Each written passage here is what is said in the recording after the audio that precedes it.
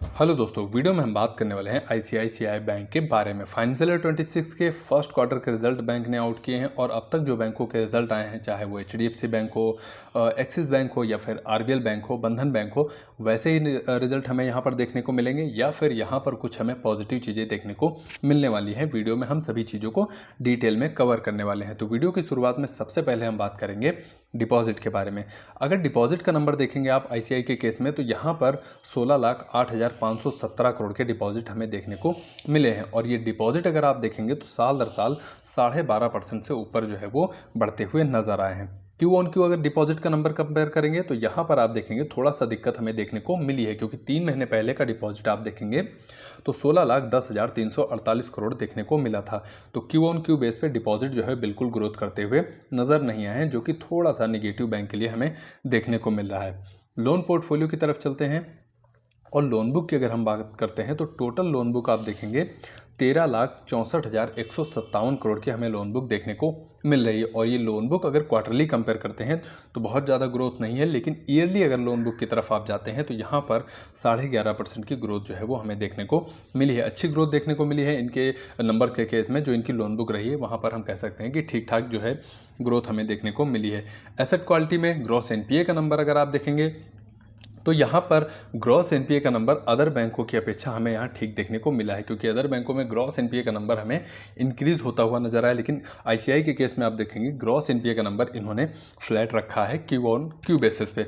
Yearly base पे अगर आप कंपेयर करते हैं तो वहाँ से कम हुआ है, जो कि बैंक के लिए पॉजिटिव माना जाता है। अब नेट एनपीए का रेशियो अगर आप देखेंगे तो यहाँ पर ईयरली तो सुधार देखने को मिला है, लेकिन क्यू ऑन क्यू बेस पे बैंक ने थोड़ा सा जो है वो नेट एनपीए रेशियो या फिर एसेट क्वालिटी इनकी खराब होती हुई देखने को मिली है। लेकिन अदर बैंक से अगर कंपेयर करेंगे तो उतनी खराब नहीं है जितनी अदर बैंक में हमें देखने को मिली है, क्योंकि ग्रॉस एनपीए का रेशियो इन्होंने फ्लैट जो है वो रखा है। तो ये एसेट क्वालिटी में थोड़ा सा अदर बैंकों से बेहतर हमें देखने को मिल जाता है आईसीआई के केस में। पीएनएल की तरफ चलते हैं तो यहाँ पर नेट इंटरेस्ट इनकम के बारे में हम बात करने वाले हैं।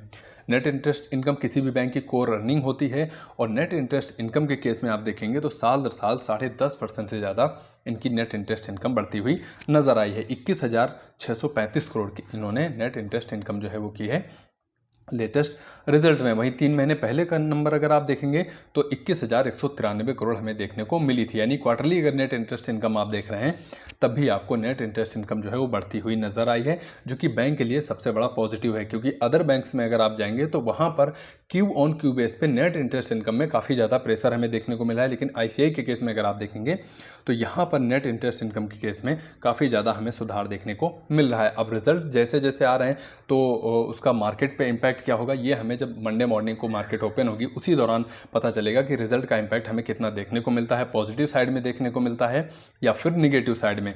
फिर प्रॉफिट की तरफ चलेंगे तो प्रॉफिट की अगर हम बात करते हैं तो यहाँ पर आप देखेंगे साल दर साल काफ़ी अच्छी ग्रोथ हमें देखने को मिली है, 15.5% की।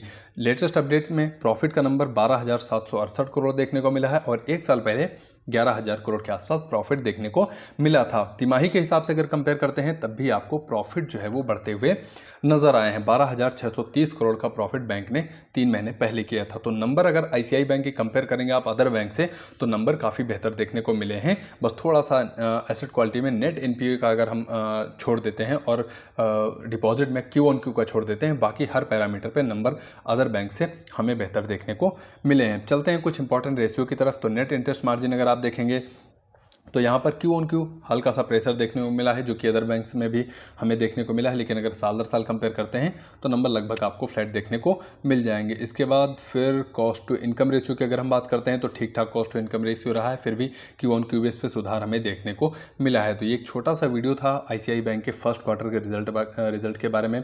उम्मीद करता हूँ कि इस वीडियो के माध्यम से मैं आपको थोड़ी बहुत जानकारी जरूर दे पाया हूँ। अगर जानकारी आपको नॉलेजफुल लगी या फिर आपको पसंद आई हो तो वीडियो को लाइक करिए और चैनल को हमारे जरूर सब्सक्राइब करके रखिएगा। आपके कीमती समय के लिए आपका बहुत बहुत धन्यवाद।